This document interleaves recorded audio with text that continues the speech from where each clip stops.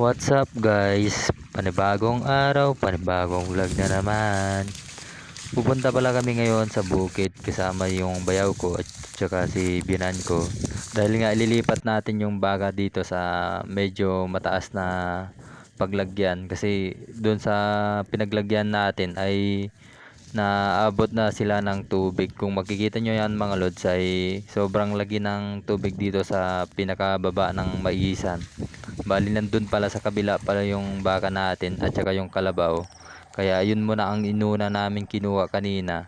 At pagkatapos nga namin dun sa baka, hindi na tayo nakabidyo. Kasi tatawid nga tayo sa ilog kaya hindi na tayo nakabidyo nung kinuha natin yung ating baka. At bali nilipat ko na pala dun sa na-repair na mais. At dun na muna sila sa ngayon.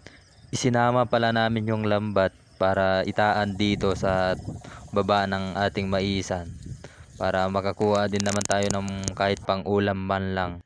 At nung pumunta na nga ako dito, nadatnan ko na naitaan pala na ni tatay yung dalawang lambat. At nadatnan ko na lang na itataan na rin yung isang lambat pa. Bali tatlong lambat pala yung naitaan ni tatay dito mga lods.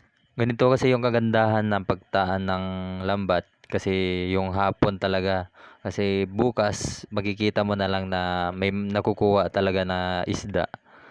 At yun na nga mga lods ay natignan nga namin dito sa gilid-gilid ng maisan ay sobrang daming bulate. Kung may alaga nga lang sana na pato ay kukunin namin to.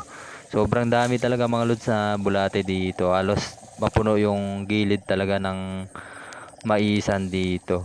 At ayan na nga mga lods ay hinahawakan nga ni bayaw ko. Buti na lang hindi siya natatakot dyan. Kasi kung natatakot siya ay sobrang dami dito ay mapapatakbo siya sa sobrang takot.